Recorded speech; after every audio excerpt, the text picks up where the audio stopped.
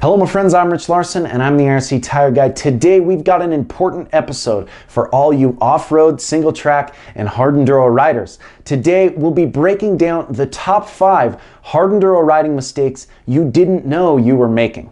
I teach a lot of private hard enduro lessons here in Utah. I love teaching and I love seeing riders make huge leaps forward in their skill levels. Especially when it's just a small change I notice they need to make in their technique, whether it be body position, throttle, or clutch. 99% of the time, riders had no idea they were making these small mistakes. It can be the smallest switch in position or technique that makes all the difference. Some can be almost counterintuitive, but they're guaranteed to work. So here are the top 5 most common mistakes I see when teaching that most of the time the riders had no idea they were making. The first is an obvious one, but again, a lot of riders have no idea they were doing it. We're talking about completely unweighting your pegs and dabbing in technical situations. I've mentioned this before, but it definitely bears repeating. In technical situations, focus on dabbing for only a correction in balance and nothing more. When riders lose their balance from left to right, it's common to see them put their foot down on one side and unweight the opposite peg. This usually presents itself in sitting down as soon as they get out of control. As soon as you're seated, your weight is off the pegs and on your seat, which means your weight is off the rear tire. That means a loss in traction. Focus on staying up off that seat in standing attack position and pushing down through the pegs.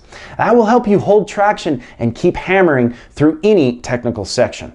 The next mistake I see is a usual product of the last one. The feet come off the pegs, there's a loss in traction, and now we're stuck. The mistake I see is in the rider's technique in getting unstuck. It's especially common in uphill situations. We see a movement in body position completely forward. This is that counterintuitive feeling I'm talking about. When stuck, again, most commonly in uphill situations, we see riders keep that body weight way forward over the front tire. It's almost to try and keep the bike from rolling backwards. They muscle it forward with their weight over the bars. But this completely unweights the rear tire and causes an extreme loss in traction. Whenever I'm stuck, I focus on starting with my weight back over the rear tire to get full traction. Then as I go, I explode forward to counteract that wheelie that happens from all that weight and traction being back over the rear tire.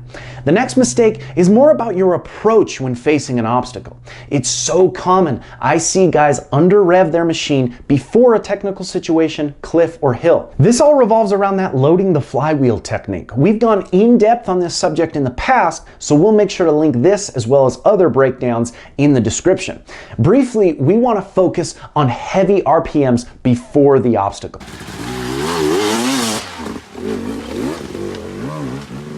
To gain momentum and engine inertia to pull us through the obstacle.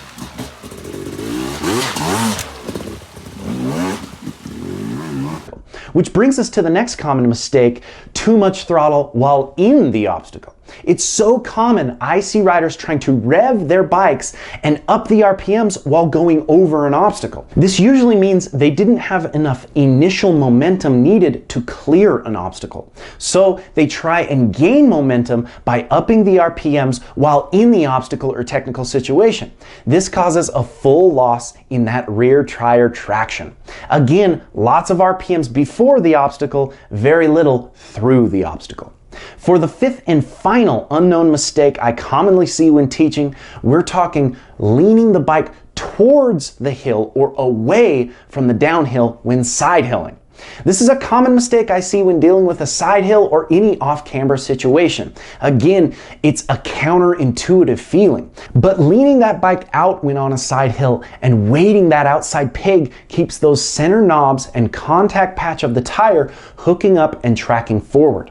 An easy way to experiment with this is the next time you're on a side hill, lean the bike towards the hill or into the hill and slip the clutch with a little bit of throttle. You'll see your rear tire will lose elevation and slide down the hill. Then lean the bike completely out away from the hill and do the same. The bike will track forward in the direction you want to go.